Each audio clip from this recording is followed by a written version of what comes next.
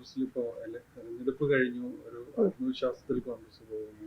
പക്ഷെ അതിനേക്കാളും പൊട്ടിക്കുന്നതിന് മുമ്പ് വിവാദങ്ങളിലേക്ക് വരുന്ന പോലെ തോന്നുന്ന ഒരു സ്പോക്സ് പേഴ്സൺ കൂടിയാണല്ലോ. നിങ്ങൾ എങ്ങനെ ഇതിനെ കാണുന്നു? ഇതിൻ്റെ അകത്ത് ഏറ്റവും പോസിറ്റീവായിട്ടുള്ള ഒരു കാര്യമായിട്ട് ഞാൻ കാണുന്നത്, എന്തായാലും യു ഡി എഫിൻ്റെ മുഖ്യമന്ത്രിയാണ് വരുന്നതെന്ന് എല്ലാ ചാനലുകളും പറയുക, എല്ലാ മാധ്യമങ്ങളും നവമാധ്യമങ്ങളും പറയുക.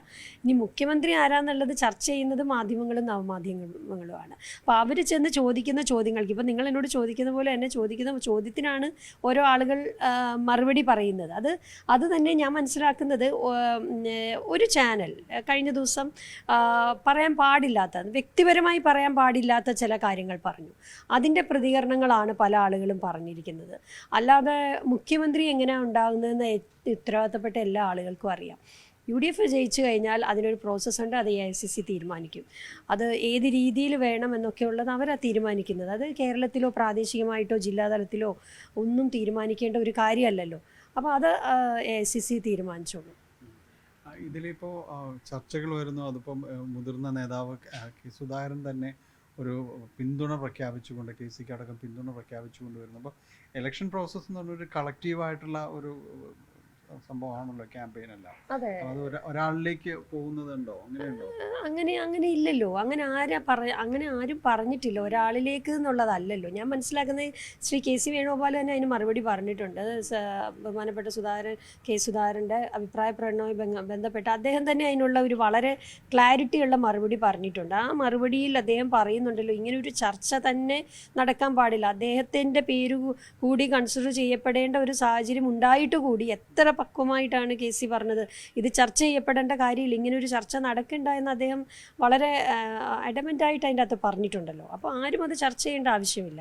അതിൻ്റെ അകത്ത് നടക്കുന്ന ഒരു രീതി നിൽക്കും. പിന്നെ ഇതിൻ്റെ അകത്ത് അധ്വാനിച്ച ആളുകളാണ് മുഴുവൻ ആളുകളും. ഇതിൻ്റെ അകത്ത് ഒരാൾ മാത്രമായിട്ട് അധ്വാനിച്ചു അങ്ങനെയൊന്നുമില്ല, എല്ലാവരും അധ്വാനിച്ചിട്ടുണ്ട്. ഒരു ബൂത്ത് പ്രസിഡന്റ് മുതൽ മുകളിലോട്ട് ഉള്ള മുഴുവൻ ആളുകളും അതിൻ്റെ അകത്ത് വളരെ ബുദ്ധിമുട്ടി ഒക്കെ ഈ വെയിലത്തും ഒക്കെ ഇറങ്ങി രാഷ്ട്രീയ പ്രവർത്തനം നടത്തിയവരാണ്.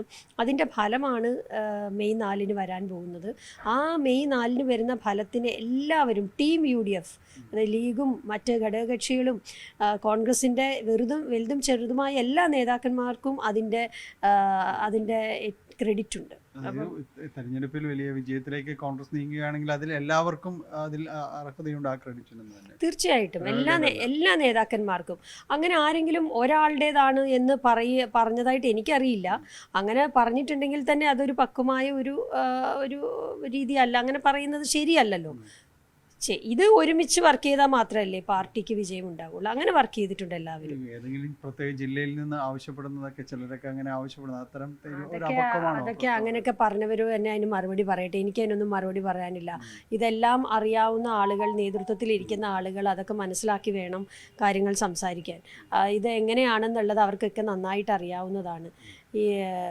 പിന്നെ ഈ പറഞ്ഞ പോലെ ആഗ്രഹം എല്ലാവർക്കും, പല ആളുകൾക്കും പല രീതിയിലുള്ള ആഗ്രഹങ്ങളും അഭിപ്രായങ്ങളും ആയിരിക്കും ഉണ്ടാവുക.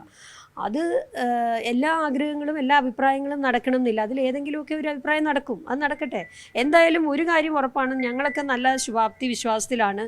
മുഴുവൻ ആളുകളും UDFൻ്റെ ഭരണം വരുമെന്ന് പറയുന്നു. മുഖ്യമന്ത്രിയെ പറ്റി ചർച്ച ചെയ്യാന്ന് പറഞ്ഞാൽ അത് പോസിറ്റീവ് ആയിട്ടാണ് ഞാൻ കാണാൻ ഉദ്ദേശിക്കുന്നത്. മുഖ്യമന്ത്രി UDF നിന്ന് ഒരാൾ വരും എന്നുള്ളത് ഉറപ്പായല്ലോ. KC അടക്കമുള്ള പേരുകൾ ചിലരെങ്കിലും ഉയർത്തി കാണിക്കുമ്പോൾ അദ്ദേഹവും അതിന് യോഗ്യരാണ് എന്ന് തന്നെയല്ലേ? ആരാണ് യോഗ്യനല്ലാത്തത്? ഇപ്പോൾ ഇതിൻ്റെ അകത്തൊരു ഗാലക്സി ഓഫ് ലീഡേഴ്സ് ഉണ്ട്. ഈ ഗാലക്സി ഓഫ് ലീഡേഴ്സിൽ എല്ലാവർക്കും അവരുടേതായ കഴിവുള്ളവരാണ്. അപ്പോൾ അതിൻ്റെ അകത്ത് ഒരാൾ മാത്രം കഴിവുള്ളവരും ബാക്കിയുള്ളവർ കഴിവില്ലാത്തവരും അങ്ങനെ ആരും പറഞ്ഞിട്ടില്ല, പറയത്തുമില്ല. അപ്പോൾ അതുകൊണ്ട് എല്ലാവരും കഴിവുള്ളവരാണ്. അതിലാര് വേണമെന്നുള്ളത് തീരുമാനിക്കേണ്ടത് AICC. ശരിക്കും പറഞ്ഞാൽ AICC സംബന്ധിച്ചതൊരു വലിയ ചലഞ്ച് കൂടിയാണ്. കാര്യം ഇത്രയും കഴിവുള്ള നേതാക്കളുള്ളപ്പോൾ അതിലൊരാളെ സെലക്ട് ചെയ്യുക എന്ന് പറയുന്നത്. വിസ്മയങ്ങൾ ഉണ്ടാവുമെന്ന് പ്രതിപക്ഷ നേതാവ് നേരത്തെ പറഞ്ഞിരുന്നു. മുഖ്യമന്ത്രിയുടെ കാര്യത്തിൽ മാത്രം വിസ്മയങ്ങൾ ഉണ്ടാവുമോ? എനിക്കറിയില്ല. MLA അല്ലാത്ത ഒരാൾ മുഖ്യമന്ത്രിയാകുമോ? അതിനെ വിസ്മയം എന്ന് വിളിക്കാൻ പറ്റില്ലല്ലോ.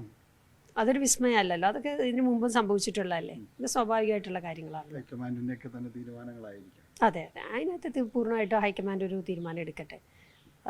ഇവിടെ ഈ പറയുന്ന ഇപ്പോഴും നടക്കുന്ന ഈ ചർച്ചകളൊന്നും ശരിയല്ല. അങ്ങനെ ഒന്നും പറയേണ്ട, ഒരാളും അഭിപ്രായങ്ങൾ പറയേണ്ട ഒരു സാഹചര്യമില്ല. ഇപ്പോൾ നമ്മളോടൊക്കെ ചോദിക്കുമ്പോൾ ഇത് പറയുന്നുണ്ടെങ്കിലും പക്ഷേ അത് വാർത്തയായി വരുമ്പോൾ മറ്റു ചില വാർത്തകൾ വരുന്നതായിട്ടാണ് കണ്ടുവരുന്നത്. കൂടുതൽ വാർത്തകൾക്ക് news 18 Keralam YouTube channel subscribe ചെയ്യുക.